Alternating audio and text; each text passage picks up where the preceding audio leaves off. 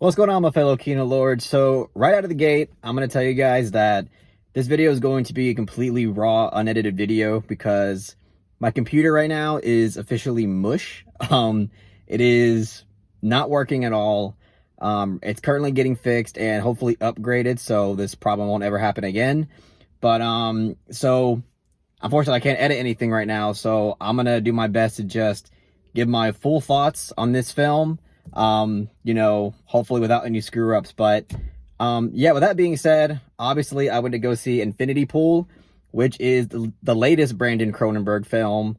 And I didn't know anything about this film going into it. I luckily was able to avoid any type of marketing for this film. I didn't see any trailers. All I knew is that all I knew about it is that it's a Brandon Cronenberg film, obviously the son of David Cronenberg, the sci-fi horror legend. And the only film that I've seen from Brandon Cronenberg before this point was Possessor, and I absolutely loved Possessor. That film was one of my favorite films of the year that it came out. And, with that, that was it. Like, just from that film alone, it sold me. So I went into Infinity Pool pretty blind on its concept, and I came out of it really digging it. I think that this is a pretty awesome film, and I just love how much of an uncompromising, horny bastard Brandon Cronenberg is, just like his father.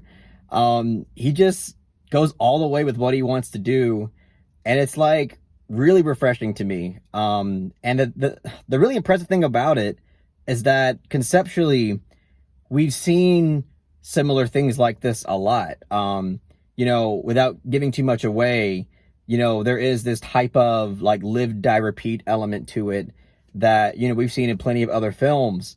But Brandon Cronenberg is able to kind of expand on that concept in a different way and explore it thematically and, narratively in a way that we haven't quite seen before. It's almost like the same as Possessor as well. Like, we've seen that type of concept, but Brandon Cronenberg is always able to bring his own fresh, not only vision to it, but also his own little twist to it all that makes it feel like you're watching something completely unique. And that's definitely the case here with Infinity Pool.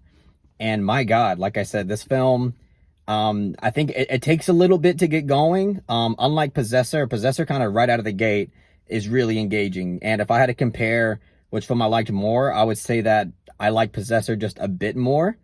But that's not to say anything that doesn't devalue Infinity Pool really at all, because this film is still really awesome in its own way. It takes, as I mentioned, a little bit to get going, but once it gets going, it never stops being engaging after that point.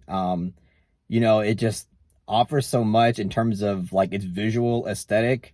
There's certain scenes here that are captured with a brilliant vision of editing and colors, and it's just a really bizarre, trippy, and brutal experience. This film is really able to offer a lot in that department.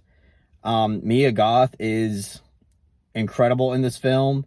Skarsgård, his performance, at first, I wasn't like too impressed by it, but as the film progresses, it starts to demand more from him, and then I began to really get impressed by the character that he was embodying, because he has to kind of react to a lot of different just boundary pushing things in this film that I think that he did a great job with. He has to embody certain elements that is not necessarily the easiest task for an actor. And, as I mentioned, as the film progressed, I think he really started to kill it. And yeah, like, this film thematically, it explores elements of the elite class, and basically, I don't want to give too much away, so I'll kind of stop myself. But what I'll say is that this film does express the intrinsic value of the consequence of death. It really does go to show that, death is, even though everybody conventionally views it as a negative thing, shows you that it's a necessity to the human. It's a necessity to the human experience. Because of its ability to give perspective on life itself, and it allows it to where people don't necessarily get to abuse the limited element of life in a way. You know, again, I'm trying to be a little vague here with it, but yeah, it's again, as I mentioned, it's it's boundary pushing, it's unconventional, and what I really like about Brandon Cronenberg's films, at least from the two that I've seen, is that they're very linear and they're easy to understand, but they're not simplistic either.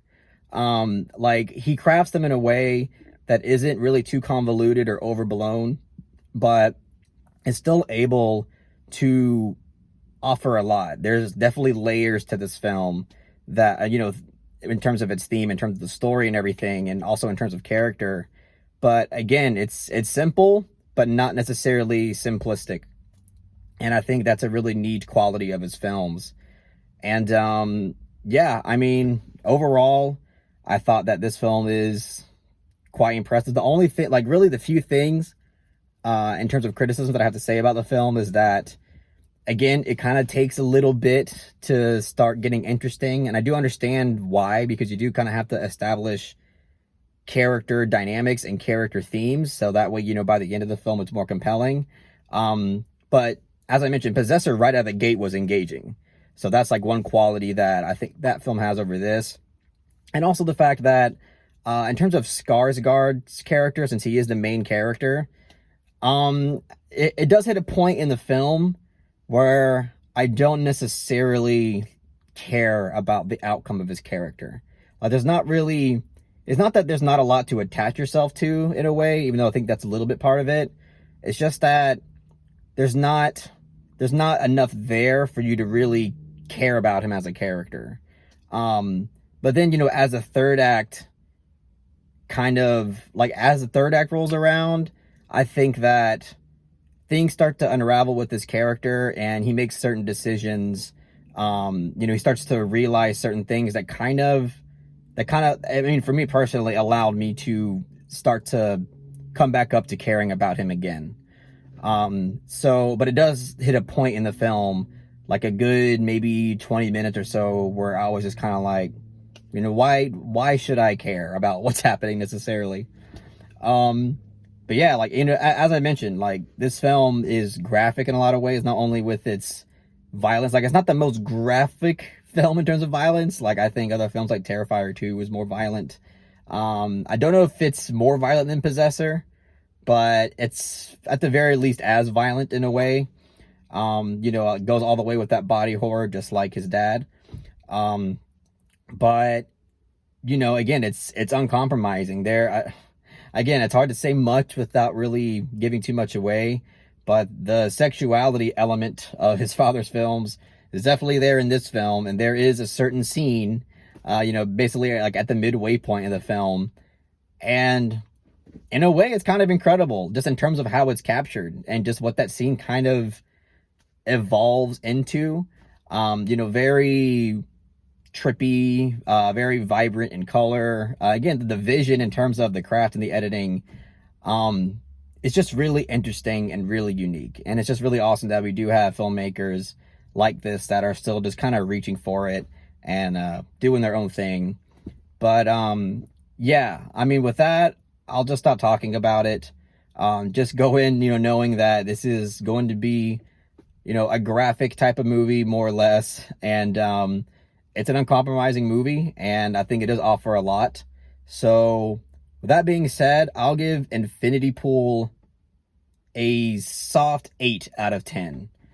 Took me a while to kind of settle on a grade, but I think, like, this film just offers a lot that I found a lot of enjoyment in. It's engaging in so many ways. The editing is incredible in certain sequences, and just the vision overall, like what Brandon Cronenberg brings to the table is a huge reason as to why this film really works a lot. Because I think this concept given to somebody else, you know, it could have not worked at all. And to me, it's Cronenberg's vision that definitely makes it unique and engaging. But yeah, that's it, guys. That's my review for Infinity Pool. Hope you guys enjoyed it. If you really enjoyed this video, please give it a thumbs up and share it amongst your friends.